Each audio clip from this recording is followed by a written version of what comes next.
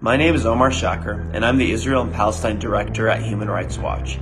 The Israeli government has ordered my deportation, the culmination of a years-long effort to muzzle Human Rights Watch.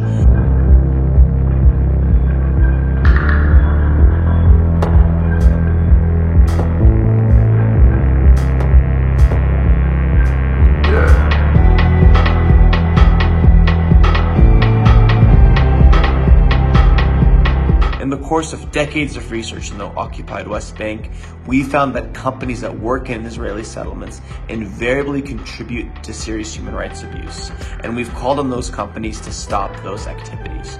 The Israeli government has said that that sort of advocacy constitutes a call for boycott, grounds under Israeli law to deny somebody entry and to deport them.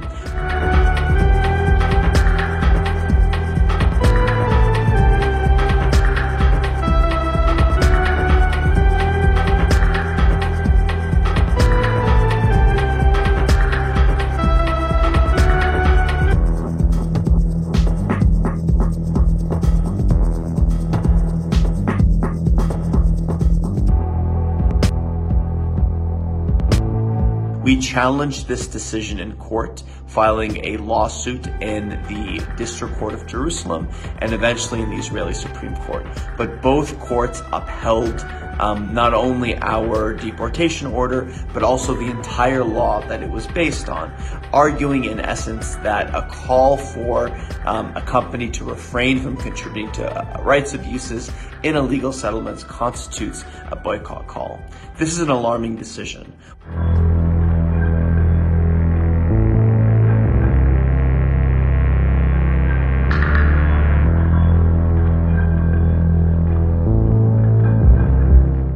This decision is particularly alarming because it puts the court's seal on the government's assault on human rights organizations.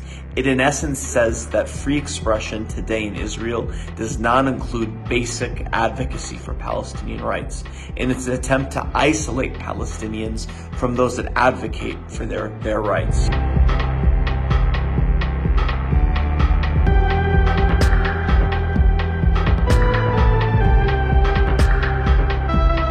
Today's decision should ring the alarm bell about the extent to which the Israeli government has a disdain for basic international norms and has joined the ranks of countries like North Korea, Venezuela, and Egypt that have blocked access to Human Rights Watch staff. But our work will continue.